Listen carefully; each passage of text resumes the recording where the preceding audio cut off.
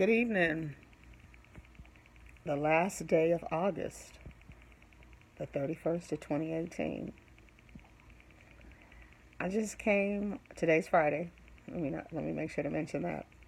Sometimes we see people and we don't know that they may not be at their best. They may not even be at good. They just may be here and just getting through and getting by. You never know what people are going through. You can assume. And then there are people that are so strong for others that they don't have any strength for themselves. It's so much easier to be things. No, it's so much easier to do things for other people or to be something for other people than for yourself. And that's strange because it would seem like it would be easier to do nothing for others and to do things for yourself. But I do know this, that you can do for yourself and you can also do for others. It's called a blessing and being a blessing. And it's not to take away anything as to how you feel. It's okay, vent, let it out, seek counseling, talk to someone, go speak with the pastor, find someone that you can trust to talk to.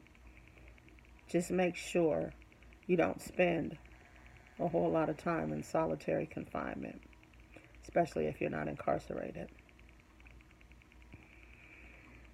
Life, whether you have ailments or whether you don't have ailments, or whether your finances are low or you don't have finances, or you have children, you don't have children, or you're married or you're not married, you're dating, you're not dating, or you just, the things that you desire you don't have.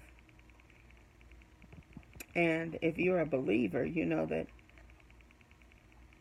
God knows all, and it's in His time that He'll take care of whatever He's going to take care of or bless you with. But I do understand this. Sometimes we can ask God for things and it could be a curse. So that's where you need to be mindful of the things you ask for or the things you want. And if it's not necessarily a curse, it may be something you don't want. You want a big, beautiful home, but you don't want any of the maintenance that goes with it.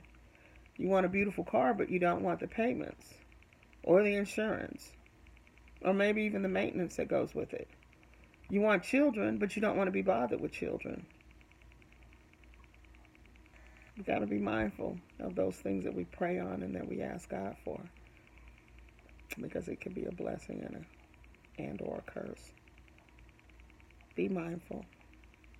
But know that while we're down here in these earthly bodies on this earth, life is still beautiful regardless of what you're going through. Yeah, regardless of what you're going through. And I challenge each and every person that is watching this video,